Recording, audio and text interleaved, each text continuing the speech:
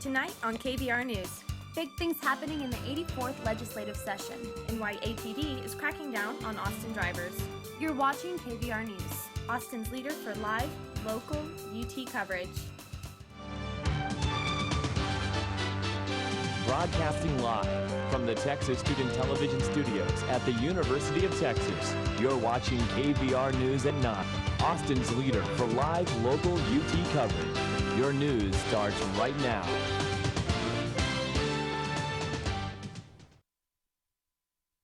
Good evening and welcome to KVR News for Friday, April 20th. I'm Loana Solis. And I'm Cassi Pollock. It's been 4 months since the opening of the Texas 84th legislative session, and a lot has happened since. One of the most recent issues addressed revolves around horse racing. In 2014, the Texas Racing Commission gave the green light on implementing historical racing machines at horse tracks to help the struggling industry. We learned more on what's taken place since the Commission's decision and some recent happenings this 84th legislative session. Despite requests made by legislators last year, the Texas Racing Commission approved historical racing machines. Soon thereafter, a state district judge blocked their efforts and ruled the decision was outside the agency's jurisdiction. Robert Elrod, a Texas Racing Commission officer, explained their role in Texas and the current state the industry is in. Well, the role of the Racing Commission is to enforce the Texas Racing Act to ensure the safety, fairness, and integrity of all parimutuel racing in our state. Well, the horse racing industry in Texas has been in decline for at least 10 years, so we have seen a lot of our Texas horsemen taking the horses out of state. Senate Bill 364 by Senator Craig Estes was referred to the State Affairs Committee on February 2nd of this year. The date the bill will be heard has yet to be announced. Senator Estes' office provided us with a statement regarding the bill. We cannot have an agency trying to seize power that was not granted to it by the people of Texas. Since by its conduct, the Racing Commission has refused to do the job we gave it, my bill will give its power to an agency that will. Mike Levine, a consultant for Sam Houston Race Park, said the following regarding the effect the bill would have if passed. And it would be a big dent to the horse industry and send a pretty negative message to all those families that participate in it. We need to do something to preserve our horse industry. 13,000 people responded to historical racing machines, with 3-1 being in favor of the measure. It remains clear that the horse racing industry in Texas is struggling, and moving forward, Texans remain hopeful that something will be done to improve it. Cassi Pollock, KVR News.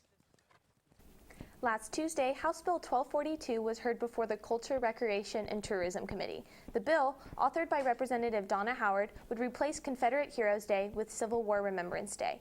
This bill would also move the state holiday from January 19th to the second Monday in May.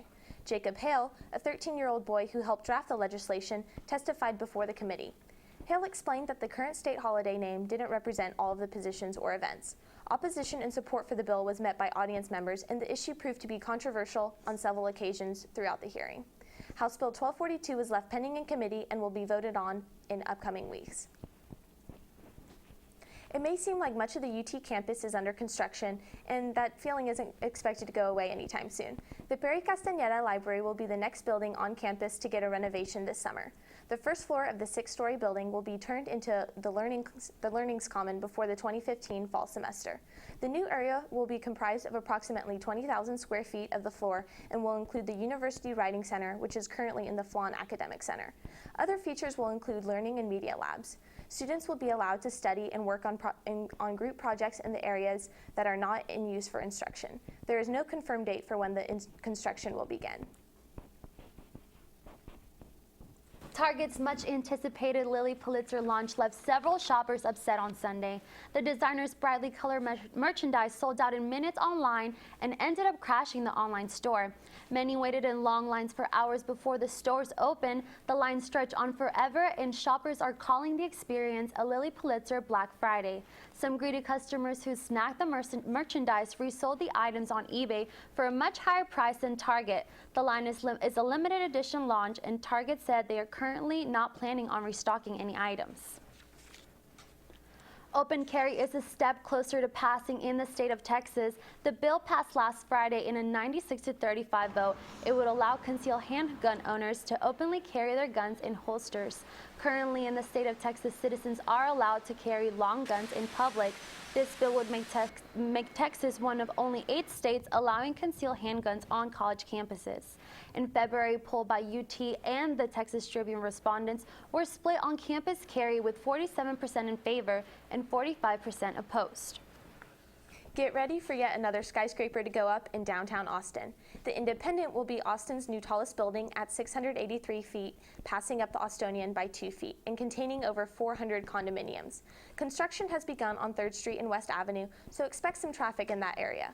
To purchase a unit or to find out more information on the Independent, visit the Independent website.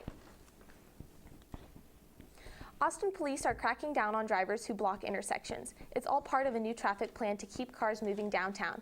Joanna Lyles shows us how this new initiative is working to ease traffic and make Austin a safer place.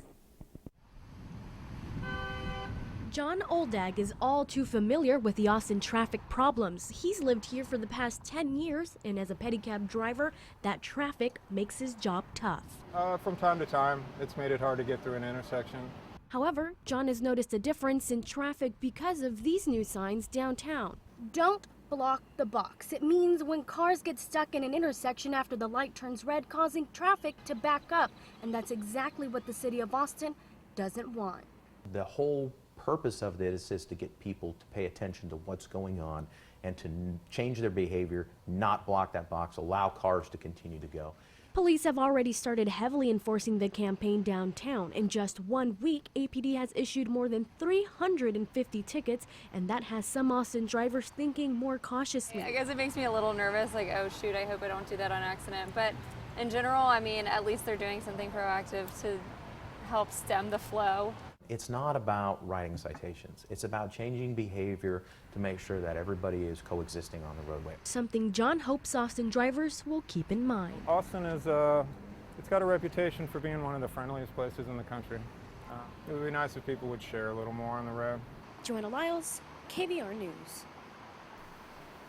The UT System Board of Regents voted unanimously earlier today to give final approval to Greg Fenves to be the next UT president. Fenves currently serves as the Executive Vice President and Provost of the UT Austin. June 2nd will be President Bill Powers' last day in the position, and Fenves will take over the next day. Powers has said that he will be going back to his faculty position within the UT Law School. Fenves said in an email this morning to all students, faculty, and staff that his vision for the university includes better linkage of undergraduate education research, increasing the impact of UT scholarships, and redefining healthcare, as well as engaging society beyond the 40 acres. Still to come, controversy among student government representatives. And UT students show off their startup skills in a 3D way. You're watching KVR News. One of student body president Xavier Rodnofsky's nominations to the President's Student Advisory Council, SG High Court Justice Zachary Stone, has been put on hold by the SG Assembly in High Court. Stone must wait as High Court tries to determine what rules SG should be following and if Stone can serve on both the court and the council concurrently. The Student Government General Assembly voted Tuesday to postpone Student Body President Xavier Rodnofsky's nomination of SG High Court Justice Zachary Stone to the President's Student Advisory Council, in order to seek a ruling from the court on if it would violate the SG Constitution for Stone to serve on it along with the court concurrently. There was a lot of concerns being raised by the representatives that his appointment may potentially not be constitutional because there appears to them to be a conflict of interest between his position on the judicial branch and also his position as a PSAC appointee. Debate is focused on if the council is part of the executive branch of student government, as Stone is barred from serving on it as a member of the court. Yeah, I mean, that's the way we read the rules, but we'll just see what judicial court has to say, and if it comes out that it's okay, then we move forward. If not, then we'll have a plan of action after.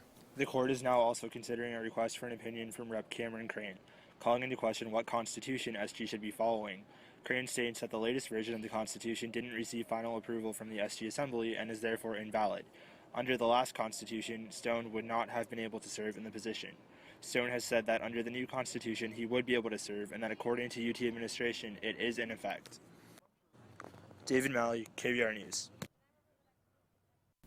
Last week, the statue of Confederate President Jefferson Davis was vandalized with red and yellow graffiti reading, "David must fall."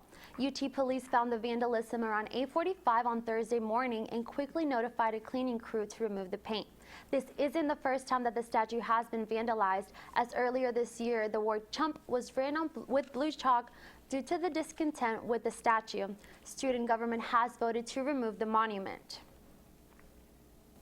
The Student Government General Assembly slated to vote Tuesday on a resolution calling on the UT system to divest in companies that it states facilitate the continuing occupation and oppression of the Palestinian people by the State of Israel. The resolution has brought the Arab-Israeli conflict front and center in student government, and some representatives say they've received more than 100 emails from students and members of the public on different issues. This comes after a pro-Israeli resolution received backlash from students and members of the public earlier this year and was ultimately pulled by its author and sponsors. A co-founder from a pro-Israeli organization says that the resolution is misleading.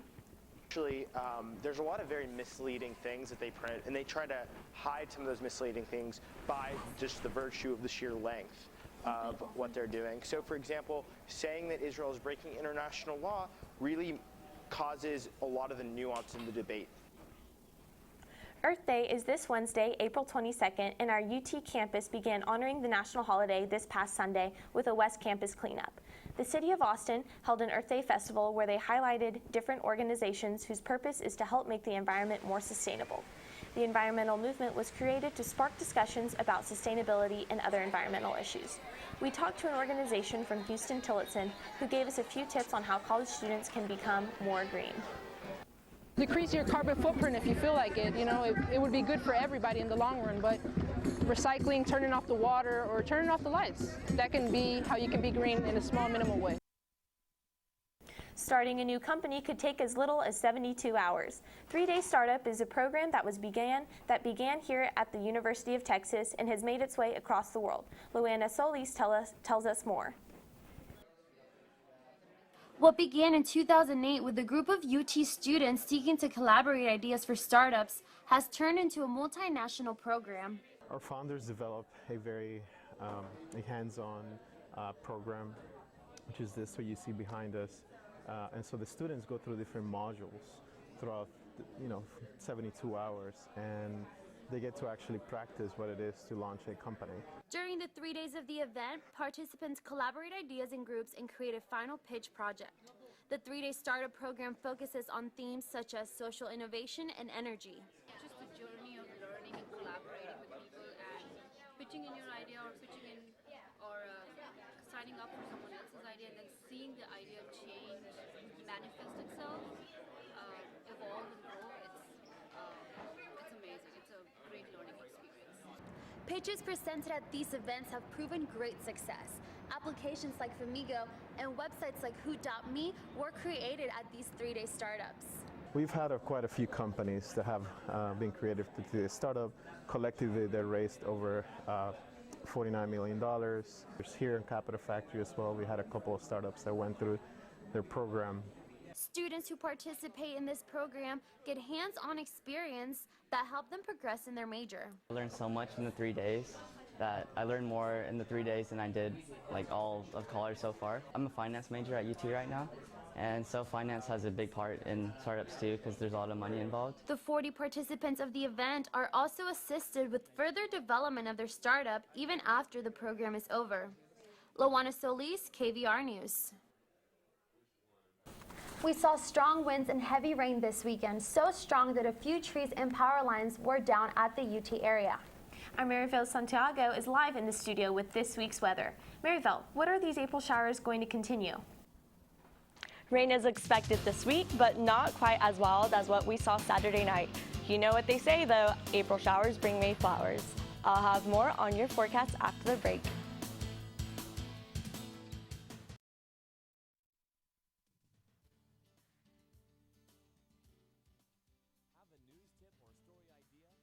KVR News Tip Line, 475-8181.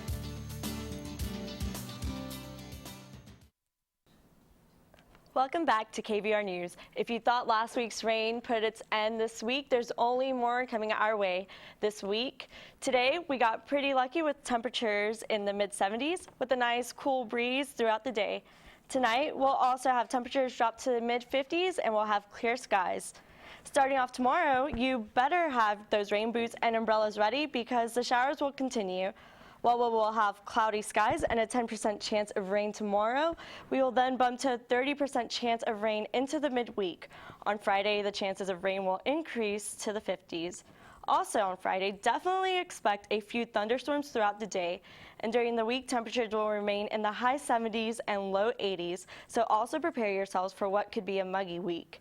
You can ditch the rain gear and forget this gloomy week by the weekend, as we will have lots of nice sunshine coming our way. Saturday will be mostly sunny with a high of 88, and at night temperatures will drop to the mid-60s. That cool evening weather will remain on Sunday with a high of 66 and mostly sunny skies. We will end the sunny Sunday with partly cloudy skies, and temperatures will continue in the 60s in the evening. The rain this month seems like it'll never end, but no need to worry, as these April showers could possibly bring in the May flowers in a couple of weeks. Live in the Weather Center, I'm Maribel Santiago, KVR News. Right, thanks, Maribel. College Press Box's Jonathan Kramer will be in the studio to talk Longhorn sports after the break. Stay tuned.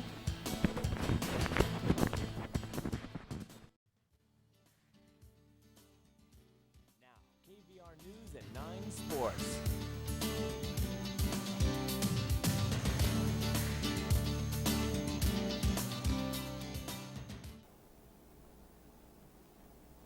And I'm Press Box's Jonathan Kramer. Everything is right with the world once again. Why?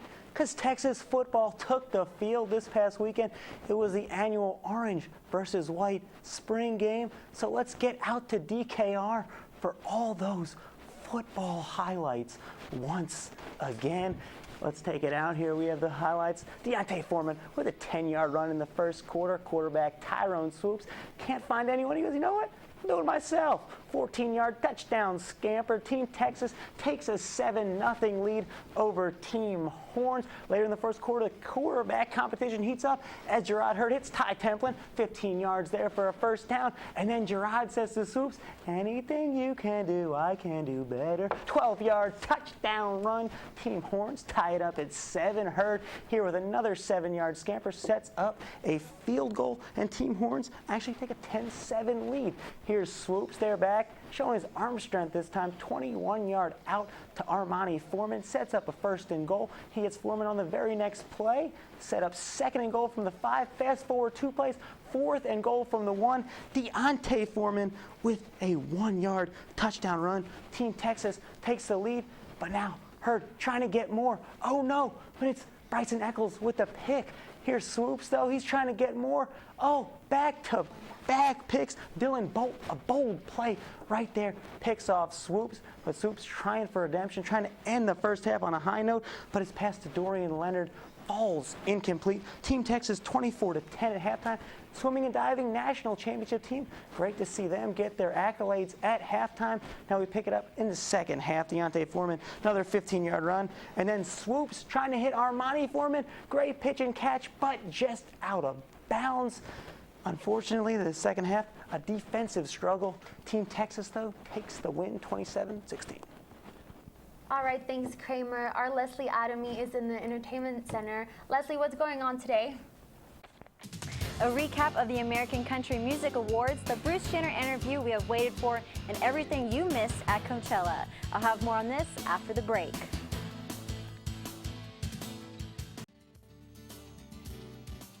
You're watching KVR News at 9. Your campus, your news.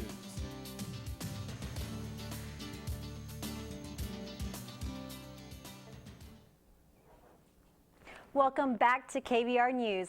Last night's 50th anniversary of the American Country Music Awards only proved that everything is in fact bigger in Texas.